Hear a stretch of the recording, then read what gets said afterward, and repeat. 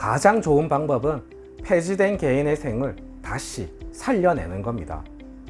기존에 납부했던 변제금도 다 인정을 받고 변제 계획안도 다시 살려내는 방법입니다.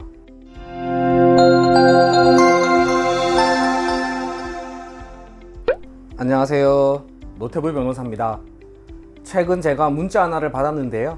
먼저 보여드리겠습니다. 서울회생법원에서 보낸 문자입니다.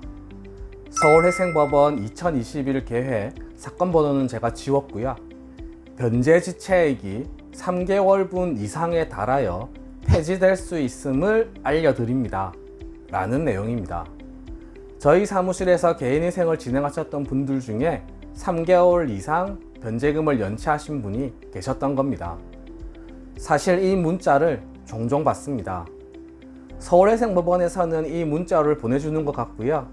다른 법원에서는 대리인에게까지 문자를 보내주지는 않는 것 같습니다. 이 문자를 받으면 저희는 의뢰인에게 연락을 합니다. 그리고 대책을 세워야 하는데요. 오늘은 이러한 경우 어떤 대책들이 있는지 말씀드리겠습니다. 먼저 얼마나 변제금을 연체하면 폐지가 되는지부터 말씀드리겠습니다. 이론적으로는 3개월분 이상을 연체하면 폐지 절차에 들어가는 것으로 되어 있습니다. 그런데 실무에서는 3개월 연체했다고 바로 폐지를 하지는 않습니다. 최소 5, 6개월 정도는 봐주는 경우가 많습니다. 법원이나 회생위원회에 따라서 그 이상 봐주는 경우도 많습니다.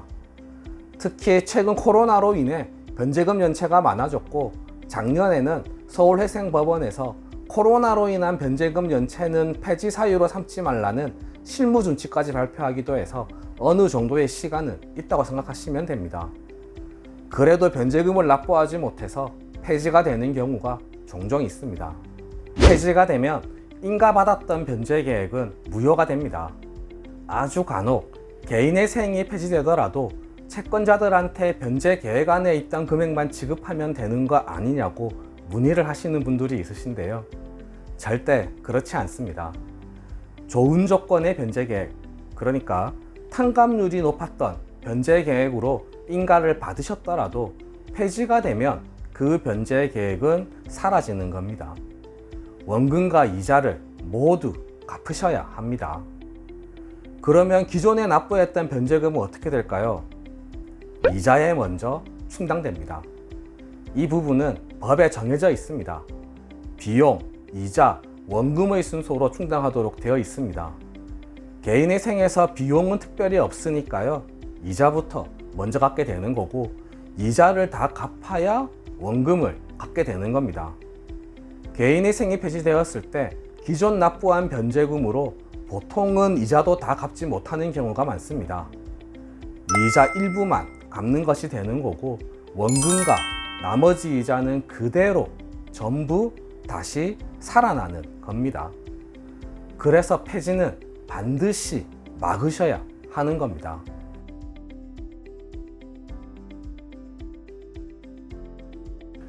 그래도 폐지되었다면 다시 대책을 세워야 합니다. 가장 좋은 방법은 폐지된 개인의 생을 다시 살려내는 겁니다.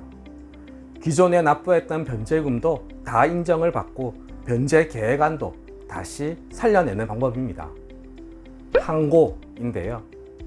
폐지 공고가 나면 2주 안에 즉시 항고를 하실 수 있습니다.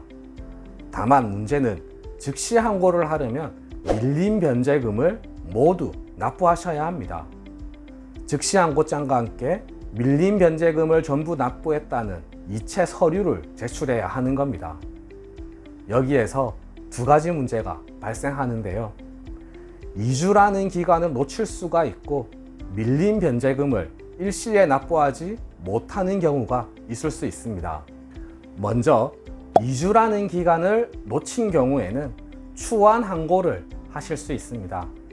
단, 추한 항고는 본인이 폐지 결정문을 받지 못했을 경우 가능합니다.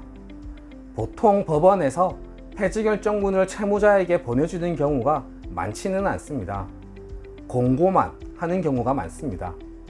그리고 폐지 결정문을 본인이 아니라 다른 사람이 받았을 경우에도 추한 항고는 가능하다고 보시면 됩니다. 일반적인 소송의 경우에는 불가능한데요. 개인회생에서는 법원에서 좀 봐준다고 보시면 됩니다. 다만 추환항고 역시 밀린 변제금 전액을 납부해야 합니다. 결론적으로 폐지되었던 개인회생을 다시 살려내는 방법으로는 폐지 공고 후 2주 이내라면 즉시 항고, 2주가 지났다면 추환 항고가 가능한데, 문제는 즉시 항고나 추환 항고를 하려면 미납된 변제금 전액을 일시금으로 납부해야 한다는 겁니다. 밀린 변제금을 일시금으로 납부할 수만 있다면 항고를 해서 변제 계획을 다시 살려내는 것이 가장 좋은 방법이 되겠습니다. 그래서 저희도 폐지가 되신 분들에게 어떻게든 돈을 마련하셔서 항고를 하시는 걸 가장 먼저 권해드립니다.